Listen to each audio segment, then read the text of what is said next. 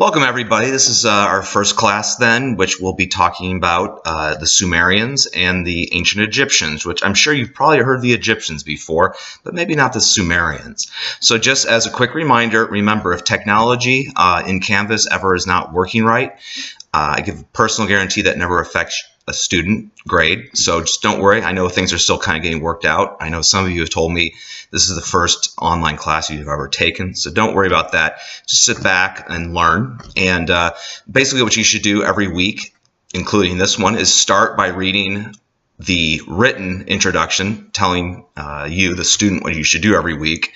And then listen and watch this video, which I will then tell you what you need to get out of this class. I know some people are more visual learners, other people like to read, and other people like to listen, and there's all sorts of different learning styles. So anyway, the Sumerians, what's so great about them? Well, to put it bluntly, they are generally considered to be the first known, and I stress the word known, civilization ever, dating back about 6,000 years. Now, obviously, human civilization of some sort existed before that time. So the Sumerians are given credit, we should say. They were not a united culture, but rather they were a series of small to large city-states. So imagine St. Louis City being the central city, and then St. Louis County being the territory that was ruled by that city. So there are about 20 or 30 major Sumerian city-states 6,000 years ago. We're not going to really worry about all 20 of them or more. Important ones you may have heard before are or Uruk, or Babylon is a very famous one as well. So the Sumerians lived in what is now modern-day Iraq, a little bit of Syria, and a little bit of Iran and Turkey. This region was named by the Greeks Mesopotamia, which means the land in between the rivers.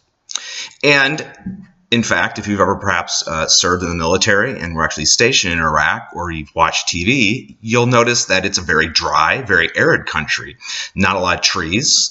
There's some mountains that are kind of off in the distance, but for the most part, it's very flat, almost like a floodplain throughout most of the country. So consequently, building materials were very heavily affected by that. So what did they primarily build out of? Sun-dried brick, excuse me.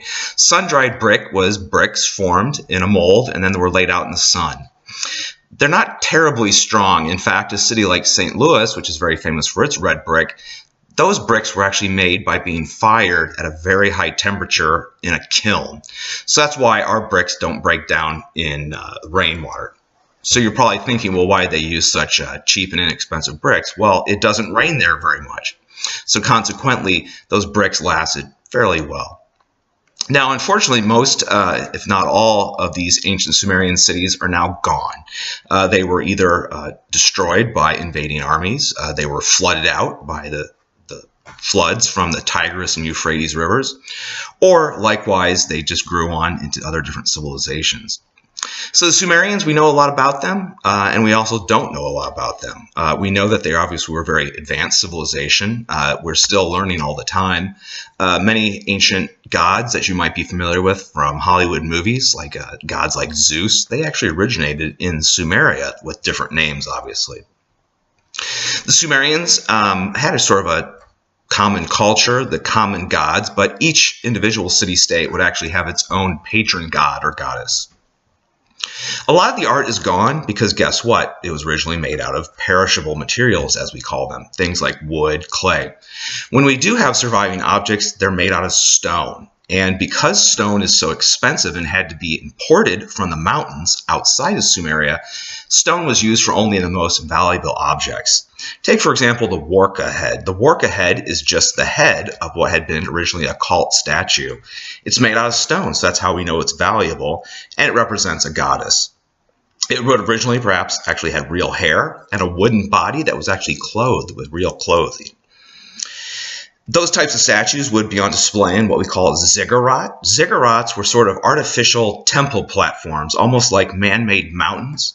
Now, you'll see in textbooks like the one for this class or on TV, you oftentimes see a lot of these ziggurats in sort of a state of repair that it's actually quite good.